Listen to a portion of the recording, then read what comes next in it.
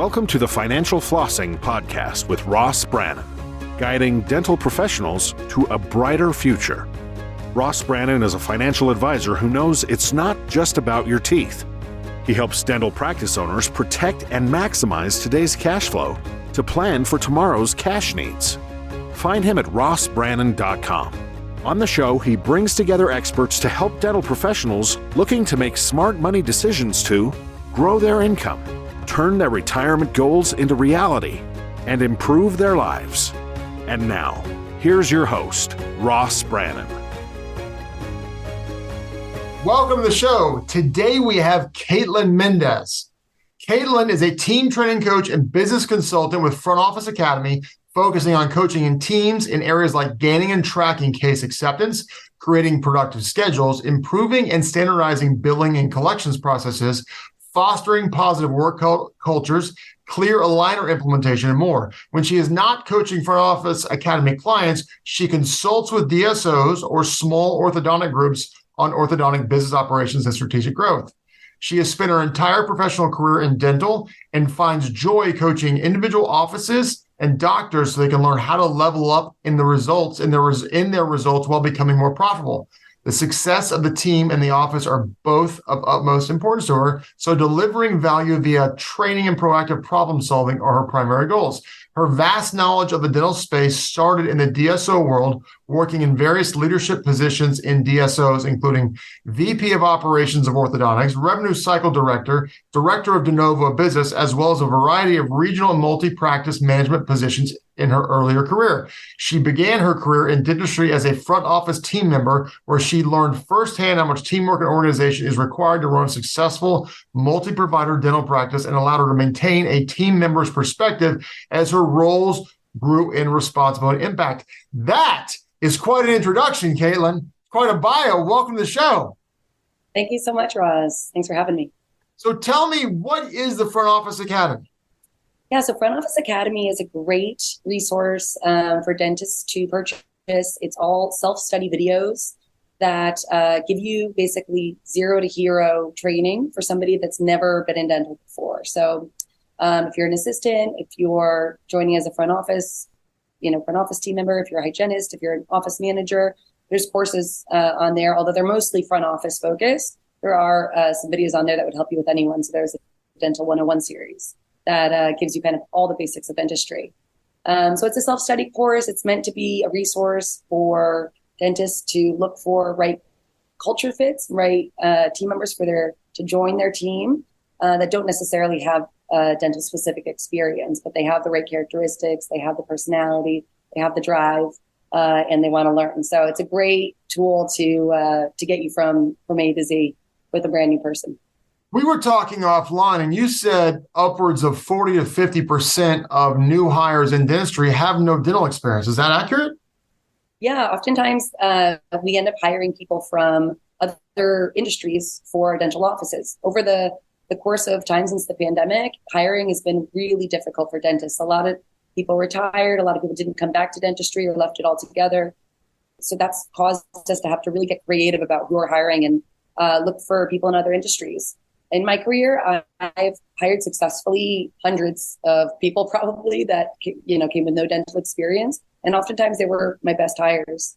They come in with, if they have the right characteristics, they come in with so much gratitude that they're being given the opportunity to grow a new career and to learn something new. And they oftentimes like the hours a lot better than, the retail or the customer service job they were in previously. And it's really a path for them to grow up in dentistry like I did. So I found that they become wonderful hires. And then, of course, with assistants and hygienists, we're always getting new ones out of school. We do have a hygienist and assistant shortage going on in the U.S. right now. It's pretty bad. So doctors that used to wait around for somebody with experience don't necessarily have that luxury anymore. So yeah, there's a lot of people coming into the industry with no experience at all. And we need a tool like Front Office Academy to be able to get them there a little faster. So in my experience with dentists who own their own practice, I say there is this continuum where on the left, you have dentists who own their own practice, but they really own a job. It's kind of a lifestyle practice. And, they're kind of capped on the revenue they could drive, the income they could make. Then on the opposite end of the extreme, you have basically someone who's a business owner who happens to be a dentist, and they can drive tremendous revenue and value. And then you have everyone in between. The one thing I've noticed about the people who are the business owners is they have really good systems in place. With your background in the DSO world and being kind of higher up in management and able to look down at dentists and dental practices, what would you say, how critically important is it to have systems and processes and procedures to really have a well-oiled machine? Yeah, so that's a great question. I think that's one of the biggest areas of improvement for the dental industry is for private practice owners to learn the importance of systemization and really having strong processes, knowing what they are, having them written down, having a really great ops manual they can train off of. It's so important because at the end of the day, we lose people all the time. Somebody has to move, somebody gets pregnant. And in an industry like ours where we can't be people dependent because the business suffers immeasurably if you don't have strong systems in place. So the beauty of systems is that you can weather the storm of, losing a great employee or losing a great office manager because you can fall back on your system. So that's one of the things that I'm coaching on all the time in Mark Haas's Dental Success Institute network of mastermind doctors. I'm always teaching them stronger systems, and I'm trying to help them truly understand all the components of their business, right? Like so many dentists, I think, don't realize how important it is to understand their front office processes, right? And have really good reconciliation processes, have really good processes to fill their schedules to goal, to sell treatment, to track treatment, right? So these are things I'm training on all the time. All right. So you said sell treatment to track treatment right there. Yeah. And that falls in the case acceptance category. Would you agree? Yeah, absolutely. So talk about that a little bit, because I know you do some training on case acceptance. Why is that important? And what do you see as the biggest issue on why someone's case acceptance rate may not be where it should be or where they want it to be? Sure. Yeah. So case acceptance is where filling our schedule starts, right? It all starts there. If we can't gain the case acceptance during that comp exam visit, when the patient gets the, So let me interrupt you. So sure. I'm 45 years old. Mm-hmm. I've got pretty good teeth. The dentist's always like, your teeth are amazing. I'm a guy who goes in, gets a cleaning twice a year. I got 2 cavities when I was 35. It's a long story. It'll never happen again. So there's really no money to be made on cleanings twice a year with me. And let's suppose I drop the ball and I get another cavity, which won't happen. So case acceptance is critical because you don't make money in a dental practice just doing cleanings. Am I correct? Correct, right. You need to be doing some type of procedures. Now, these are procedures people need. You're not forcing something down their throat. So I want to make sure that everyone's on the same page here. So yeah, carry on with what you were saying. Yeah, so, I was just saying, when there's this notion among people that dentistry is elective, that dentistry isn't important, when in reality it couldn't be farther from the truth. There's more and more research coming out every week about the oral systemic connection, about how much our mouths have to do with, the onset of Alzheimer's or your likelihood to have a stroke or heart attack. So really, it's about re-educating patients so that they understand the importance of getting the dentistry done and they agree to it. Right? It's not, when I say the word sell, I use that word just because it's a convenient word to kind of use, but truly it's about educating our patients and helping them understand the importance of that treatment and moving forward and how that's going to affect their life, their quality of life, how that's going to affect their confidence, the way they feel about themselves, right? It's so much part of a bigger picture for our patients. So, we want to do a great job in the office of making sure we get complete case acceptance. That's something that I'm always training on. I think there's such a tendency to people are scared to talk about money. So they just talk about the next visit and only the next visit. And then, what happens is when patients get to the more expensive stuff, they say, well, I'll call you. And then they never call us, right? We see them again in a few months for their cleaning.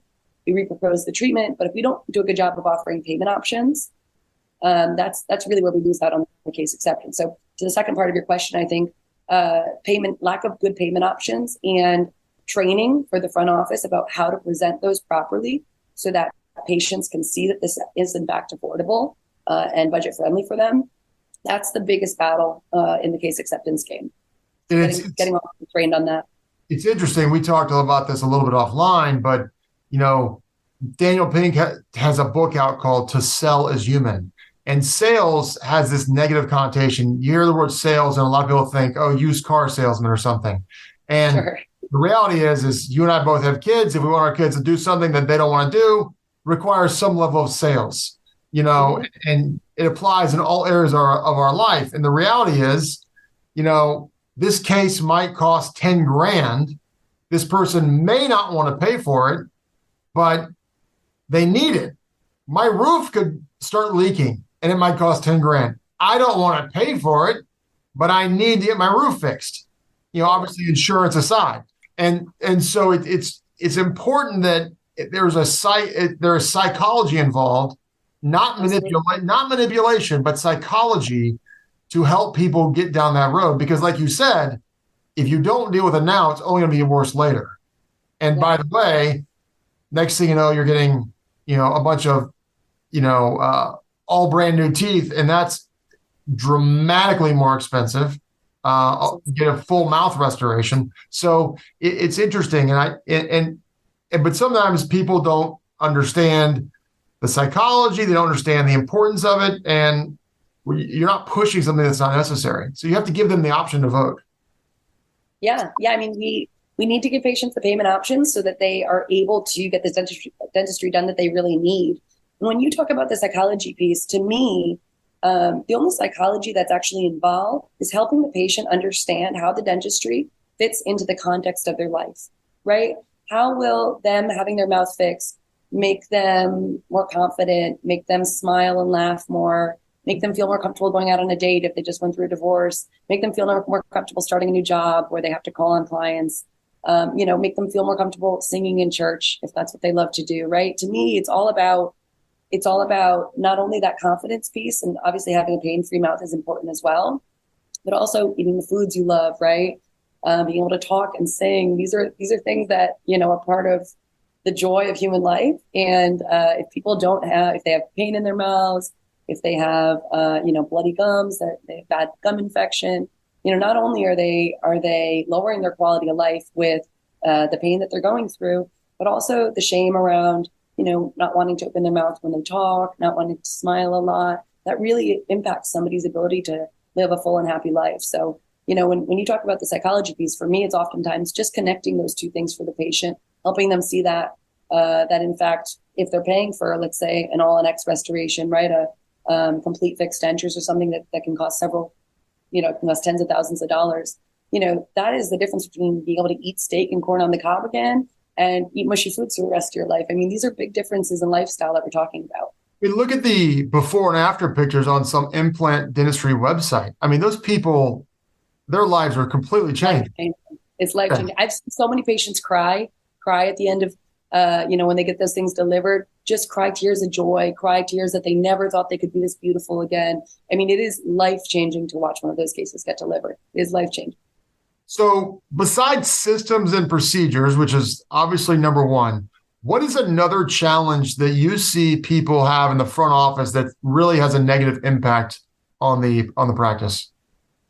Yeah, so I think people tend to be very reactive, and we have to learn to have a proactive approach at the front. So our schedules depend so heavily on how well our front office personnel are filling them or setting them up, that if we are not proactive in our approach to that, we kind of allow the day to wash over us. We get caught up in the whirlwind, and then all of a sudden we have maybe a busy day, but not a productive day. And that can be really frustrating for the dentists themselves, because maybe they saw 15 patients, they worked their butt off, but they don't see the production on the number side. So really making sure that the front office team is not taking a reactive approach. They have to take a proactive approach to outbound calls, to filling the schedule, right? I always recommend making 15 calls per day per person, just 15 calls, reach out to 15 patients a day. If you do that, your phones will always be ringing back, right? So, or, whatever number works for each office can be tailored, but that proactive mentality of I'm going to do a little bit every day to make these schedules better and better is so important.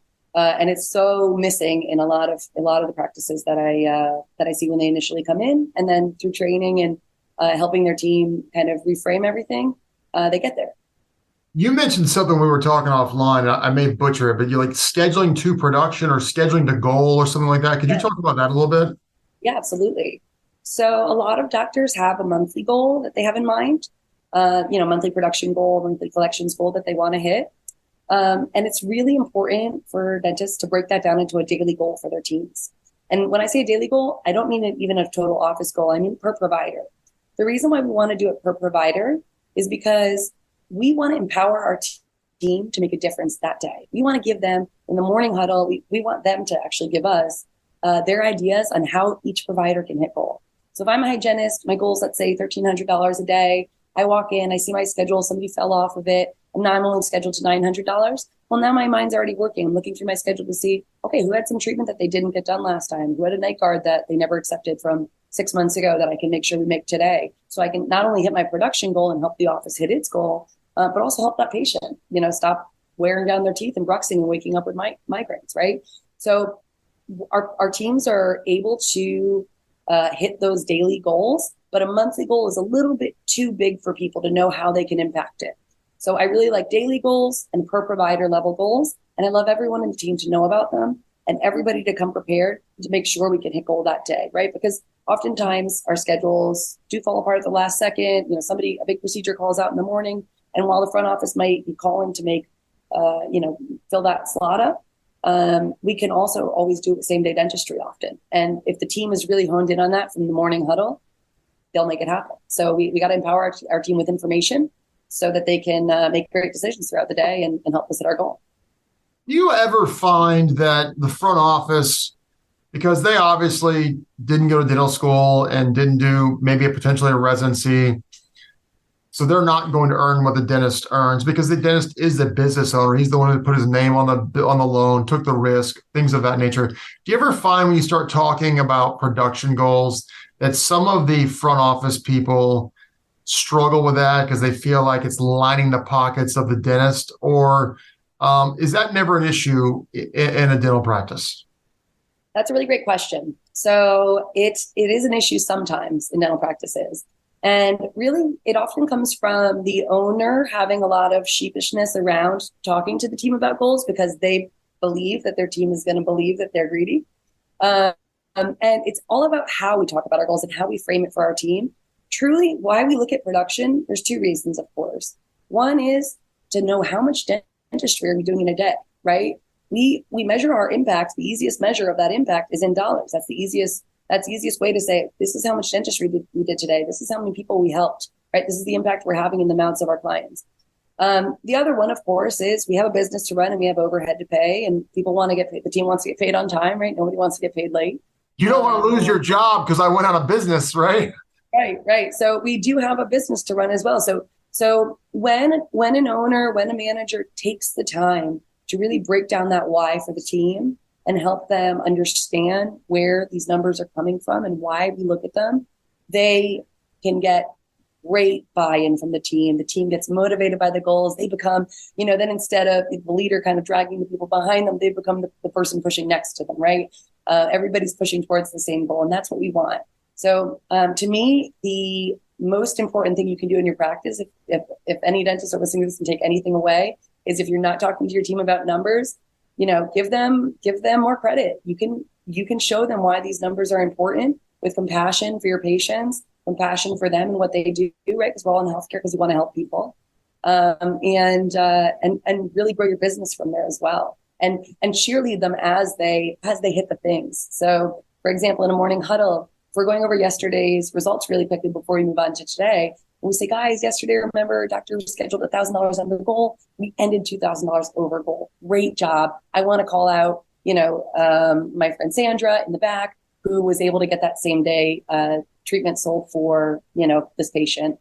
She left with her temp fridge in. She was delighted. She was able to get it done today and didn't have to take another day off work.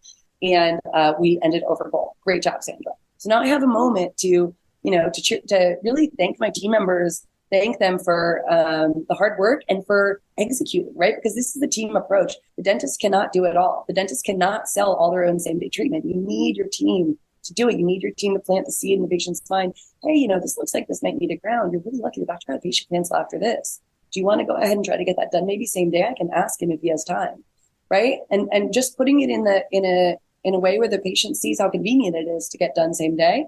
And the other great thing about same day dentistry is if you offer payment options in your office where the patient can sign up for a payment plan, a third party financing payment plan, and pay little to nothing down and then pay over time, that makes same day dentistry acceptance so much easier. So not only is it convenient for the patient to have to not take another day off of work, but they also don't have to pay today. Their first payment's going to be due in 30 days. So it's really a win-win for the office, for the patient, and for the doctor too, because they're able to make sure they can predictably hit their goals. So, but it does take full team effort, full team transparency on goals, and full team buy-in. So we've talked about systems, we've talked about scheduling and production. What's another big thing that you see all the time that doctors have to get and offices have to get right? So turnover is another big one, right? We all have turnover problems in dentistry, and turnover is often due to either hiring the wrong person at the beginning, right? Not making the right hire, or a not great onboarding process, right? And then the third one is culture, right? We have to have a happy culture, a culture where people want to come to work, where they want to work hard, where they treat each other with kindness and respect, right? Where they have fun together, they laugh together. So those are the three things that, lead to turnover, and high turnover rates in offices. Usually, it's one of those things or all of those things. So a lot of the things I coach on with the owner doctors is, how do you find the right person? How do you hire the right person? I always say you have to make your dream person come to life. So you have to write a list of the characteristics that are your non-negotiables. They have to have these characteristics. They don't necessarily have to have, again, the experience in dental, but they have to be hardworking, right? You can't teach someone to be hardworking. They have to be honest and have integrity. You can't teach someone not to steal, right? They have to, be able to show up on time, right? That's something that people come in with. So truly, making sure that we're very clear on the avatar of the employee that we want to hire. We've written out those characteristics. We know what this person looks like, what they sound like, what qualities they have. And once you have a clear picture of who that person is for each role, it's so much easier to find them, right? You don't overlook the person with no experience because they have all these other qualities on your list. So really doing that work and being conscious and purposeful with who we're hiring is so, so important. Working interviews is another really important step. I always recommend doing 2 short working interviews, 2 to 3 hour working interviews, especially for front office. It's very important because, again, we need that proactive person. We need that hard worker. So if I want to hire somebody who's a hustler, right, I need to make sure they're a hustler. They can sound great in an interview, but if I don't see them walk the walk, then, it's not gonna cut it. So I do 2 because, for 2 reasons. One is because I like to see how much the person remembers from the day prior, how much they can just that I taught them the day before, they can just kind of jump in and do. And then I also like to see on day 2, sometimes people's bad habits come out. So they feel a little more comfortable. They feel like they kind of already got the job. Can't fake it 2 days in a row. Exactly. People start to, have their cell phone out the whole time. They're taking 8-minute bathroom breaks and, sitting on their phone in the bathroom. They ask to leave early, things like, you're like, really, do you want this job or what? So, that's my way of doing it. And it's always worked really well. And of course, hiring is an imperfect art, obviously. I think Jack Welch at the end of his career at GM, he said he got, GE, he said he got his hiring decisions like 70% right, like only 70% at that point. And he's, a CEO of a huge company. So it's still an imperfect art, but I teach the doctors, I teach the owners what to look for, how to get those, find out if the applicant has those qualities during the interview, really like asking questions that make them tell you true stories, right? That aren't just kind of sugarcoating, oh, this is what I would do in this situation. Really truly asking them to tell you stories of the time that's happened to them. For example, I like to find out if my new hires are going to be come into the culture and be good people, right? Be kind to everyone. So I'll ask a question on gossip. I'll say, hey, can you tell me about a time that you dealt with somebody speaking not nicely behind your back at work, or speaking not nicely about a customer that just left? Tell me about a time that happened to you. And I ask them to tell me a story because, again, past behavior is such a good predictor of future. And even if they didn't act right in that moment, oftentimes they will reflect and say, I would have done this differently. I wish I had done this differently. I was just young at the time, or I just, I didn't quite know how to say to her that that wasn't nice to do or whatever. So teaching the doctors who to hire, how to onboard them properly, how to make a training plan for these new hires, because you can really botch it if you don't give your new hires proper onboarding, proper training, give them the resources they need to succeed, clear expectations, right? Another thing I live by is scorecards. I think every position should have a scorecard. That comes from Jeff Smart's book, Who. It's you put 3 to 5 things on there that if they do those things every day, they're going to be successful in the job, because we need our team members super clear on what our priorities are so that they can make the right decision when they're not sure how to spend their time, right? So it's not a task list. It's not a checklist of all the things that need to get done on their shift. That's also something you should have for your front office team members and all your team members, truly. But it's the scorecard of, if you nail these 3 things, you're going to be successful, right? I'm going to be proud of you. You're going to know you're winning. You're going to know you're crushing your job, right? So I think that clarity is something that lacks in a lot of offices, and it's so easy to do, right? It's so easy to get clarity on expectations when we write it down for them. We put it by their workstation. We make it cute, and they can look at it when they're not thinking of it. They can look at it. So if someone wants to learn more about Front Office Academy, how do they find out? How do they get in touch with you? How does that work? Yeah, so Front Office Academy, you can actually sign up right online, just frontofficeacademy.com. You can sign up. It's a monthly fee for access to the courses. It does come included with a DSI membership, Dental Success Institute. So it's a high-level mastermind network where we coach dentists who want to go from being in the dentist chair to doing dentistry all day, that want to scale to, being a CEO of at least one office and maybe several offices, So you get it included with that membership. And DSN members, Dental Success Network members, get access to a discounted version of Front Office Academy. So it's a great. Now, if someone wanted to get in touch with you, how does that happen? And tell us a little bit about, you have a couple other things that you're coming out with as well. Tell us about that. Yeah, absolutely. So I have a course coming out on complete case mastery, complete case acceptance. And it's just 15 videos, self-study, that take you through all of the basics of gaining complete case acceptance. So getting that full commitment for that $15,000 case or that $20,000 case on day one, and getting the money on day one. So this is a really easy way for our teams to get good at filling our schedules, because when somebody has prepaid their treatment, they're showing up for all those appointments. They're not going to miss them. They're not going to cancel last minute. They're going to be guaranteed butts and chairs. So that's such an important piece. I think that a lot of offices don't always do, is go for full case acceptance. Oftentimes they'll just try to get the next visit accepted and the next visit. But then what happens is when the patient gets to the more expensive stuff, that's where they kind of ghost us. And they say, oh, I'll call you, or I got to talk to my husband about this one, or I'm going to Europe, or I'll call you when I'm back. And then we don't hear from them, right? And then it's a phone game of following up. And again, that phone game is a losing one, right? Our ability to get somebody to accept their case after they are not in front of us anymore, right, on the phone, goes down so severely from when they're, top of mind, they've just gotten their diagnosis of what they need, they're here in the office. If you figure out a way for that person to pay for it affordably and commit to the whole treatment, they're coming in. So to me, it's an awesome tool. It's gonna have some really cool features in it, so I'm excited to get it out there. It should be out in the next month. And how do they get that? So I'll be selling it on a website to be determined. The website is not up yet, and they can also just always email me. My email is coach@dentalsuccessnetwork.com, and they can email me, ask me about it, and I'm happy to give you my email, phone number, everything, so you can throw it on the podcast notes if you need. Yeah, for sure. We absolutely will. So, Caitlin, thank you so much for coming on today. This has been a very insightful, but yet very important topic we talked about today. So thanks so much for coming on. Oh, my pleasure. It was really fun. Thanks so much, Ross. You've been listening to the Financial Flossing Podcast with Ross Brannon. This has been another episode of Financial Flossing with Ross Brannon, guiding dental professionals to a brighter future. If you liked what you heard, consider subscribing wherever you listen to podcasts. For more on Ross Brannon, visit rossbrannon.com.